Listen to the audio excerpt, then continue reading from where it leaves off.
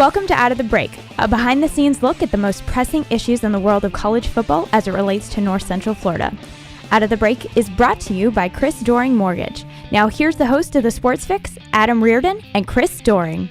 Thanks for joining us on another edition of Out of the Break. I'm Chris Doering with my partner here, Adam Reardon. You can listen to us weekday mornings from 10 to noon on ESPN Radio here in Gainesville and Ocala. Also catch us streaming live on our website, espngo1.com. And today we do something we haven't done the entire football season in this Out of the Break segment. Let's talk about a Florida loss. To me, a very disappointing loss. I think this is the most disappointing loss that Florida has suffered, perhaps since that SEC championship game against Alabama a few years back. So much on the line, an opportunity to go to Atlanta here for the first time in a couple years, an opportunity to keep yourself undefeated and in the national championship hunt, an opportunity to continue the dominance over one of your biggest rivals. And Florida did everything that they haven't done earlier in the season in this one game, but yet still had a chance to win. You still had a chance to win, but my biggest problem is if you play with fire, eventually you're going to get burned. If you don't play to win on offense,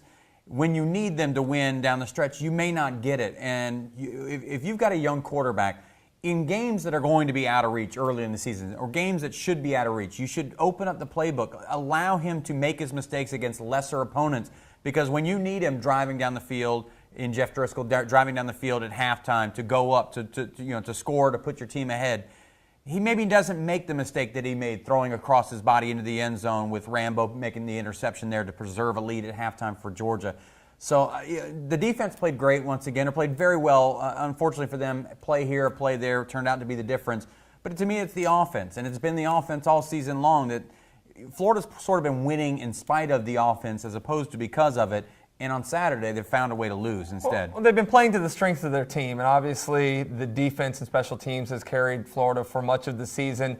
Now, I disagree with you a little bit, because even though they didn't necessarily allow the offense and Driscoll to make a lot of plays throwing the football, they moved the ball pretty easily in that drive where they had to. I mean, they moved the ball down the field, got to where Jordan Reed was just a couple yards away from sticking it in the end zone, an opportunity to tie with the two-point conversion.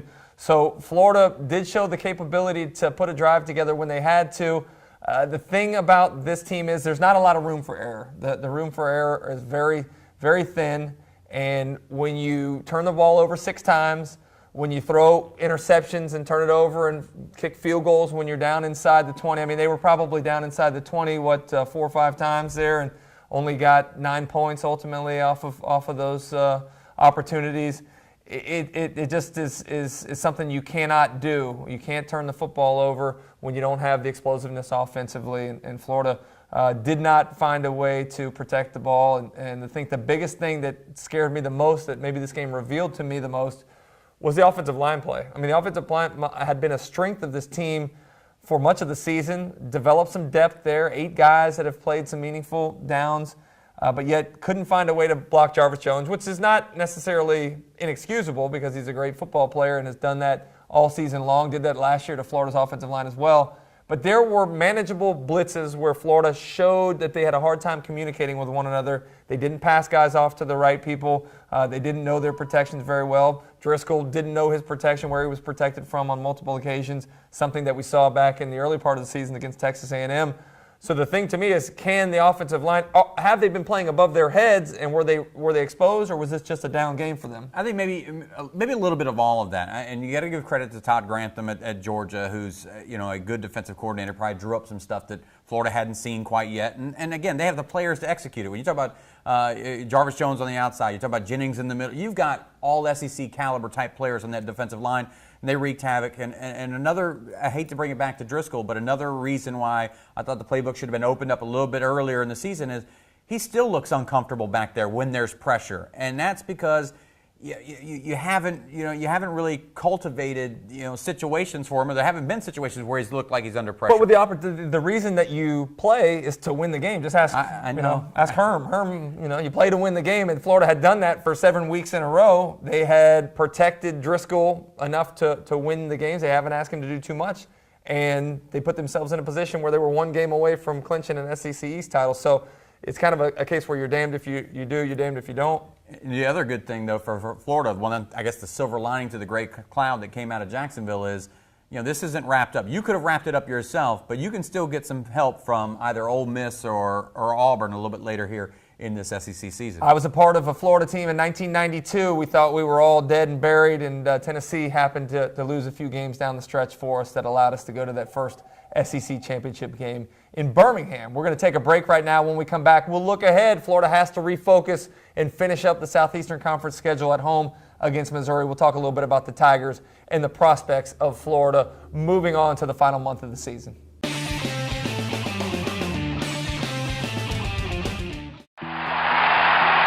It was here in this end zone where I caught my SEC record-breaking touchdown. But all of those touchdowns would not have been possible if it weren't for great teammates working together for one goal.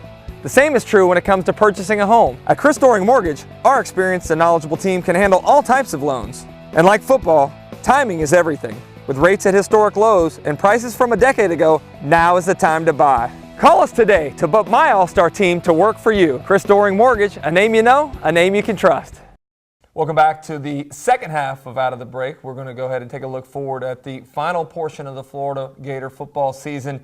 A weird season this year with Florida already playing 7 Southeastern Conference games. They're going to finish up with a couple of layup teams, you would think, in November before finishing with Florida State. So to have the entire SEC schedule in the books by the first week of November is something different. But Florida has got to find a way to move on from that loss last week against Georgia, turn the page, and finish up strong here in the Southeastern Conference. Because as you mentioned, there's still a lot to play for. There's an opportunity that Georgia stubs their toe. I wouldn't be surprised to see them lose that football game this week to Ole Miss. Maybe that's just me being optimistic, but I think that Florida, can they get past the hangover? To me, this is more about the Gators than it is about their opponent. Oh, I don't think there's any question about it. For Florida, as you mentioned, they got to get over the feeling of losing. They haven't had to deal with that yet, so we don't really know what they're going to look like on Saturday. They did a lot last year, so yeah, a lot of these guys are experienced with it, but maybe not with so much on the line. Dealing with that loss this weekend, Florida-Georgia game, the ability to close out the SEC East title for themselves. I'll be interested to see how they bounce back. It's a noon game, too, which I think is a little bit of a difficult factor. The crowd's not going to be great. Crowd's not going to be great. It's a noon game, so it wouldn't surprise me at all to see Florida come out a little sluggish, not at its peak performance, not playing very well. And if you let any team in the Southeastern Conference stick around for a while, then you could find yourself in a bit of a ball game. I think Florida's much better than Missouri. Missouri, a new member to the SEC this year. If you remember SEC Media Days, maybe the most vocal and outspoken guy there, the guy who's making most of the headlines, Gary Pinkel, the head coach at Missouri, almost made it sound like it wasn't that big a deal to come to the SEC. Some of their players talking about old man football and all this other stuff. And the two teams that came in, them and Texas A&M, light years ahead of Missouri right now inside the Southeastern Conference. Florida just has to deal with them on Saturday, and I think they will. Well, this is a Missouri team that won their first Southeastern Conference game last week against Kentucky. Like Georgia, maybe not like Georgia, but to some degree, maybe a little bit better than what Georgia was. Very opportunistic. Kentucky turned the ball over 3 times. Missouri able to score on all 3 of those occasions. So if you're stay in that same groove of turning the football over, Missouri certainly has the ability to take advantage of it. They don't have James Franklin, the quarterback that everybody was talking about, perhaps being one of the surprise players in the Southeastern Conference this season. They had to compensate with him being gone. Not a whole lot of the threat of the passing game. So this is a very one-dimensional team. Every defensive coordinator goes into the game with the intentions of stopping the run. If Florida can stop that run and force them to throw the football, I think it could be a lot like what we saw when Florida took on Kentucky here with their backup quarterback. Yeah, I don't know that anybody can look as bad as Kentucky's backup quarterback, but Florida will do its best effort to make Missouri's look the such. I mean, this is a game that Florida should win. Florida should win this football game. I think the only things that keep Florida from winning this football game would have everything to do with Florida, not Missouri for that matter. So Will Muschamp, I'll give him credit. He seems like a heck of a motivator, as a guy that's probably not going to let his team get too down after this loss, because there's still work to do. You want to get an opportunity or have an opportunity to represent the East in Atlanta, you have to go out and win this game. Now, do you need help from Ole Miss or Auburn? Yes, you do. If you don't handle your business, it doesn't matter what they do. And I think that's something that Will Muschamp will certainly get across to those guys. Defensively, Missouri, very good against the run last week against Kentucky, limited the Wildcats to under 200 yards rushing. Didn't have a lot going. I think their intention will be much like what we saw from Georgia. They've got to stack the box. They've got to prevent Florida from being able to get on a roll running the football and make Driscoll beat you through the air. For some reason, I believe this is going to be a game where you see Driscoll maybe take a step forward in the passing game, have an opportunity to get some guys open down the field. Florida missed opportunities in the passing game last week on some deep plays that could have changed that football game. I think this week they go back and show a greater emphasis to throwing the football down the field. I'd like to see it. I'm sure there's fans. You're skeptical? I'll believe it when I see it, as a matter of fact. But I do think they will attempt it. Now, can they pull it off? And here's the other thing. Missouri can try to do what it was that Georgia did that was so successful last week, but until they get a Jarvis Jones on their roster somewhere, it's not going to look the same as it did in Jacksonville. Speaking of Jarvis Jones, he had a big game against Missouri, but remember, before those big plays by Jarvis Jones in the third quarter and the fourth quarter there, Missouri was in that ball game. They were actually winning the football game there at home, so we'll see if Florida can shake off the loss from last week, get things back on track, and play with a little greater focus this week, protect the football, and certainly head into that final stretch of the season with an opportunity to potentially be, you finish the season up, you go into Tallahassee, you got one loss, you got an opportunity to still be a BCS bowl team and even an outside shot of potentially being a national championship contender, depending on what everybody else does. We're going to sign off for the day. Hope everybody had a great Halloween, and we look forward to being back with you next week. Stick around for our Sweat Life Fitness Minute, maybe to work off some of that candy you had from Halloween. Thanks for joining us.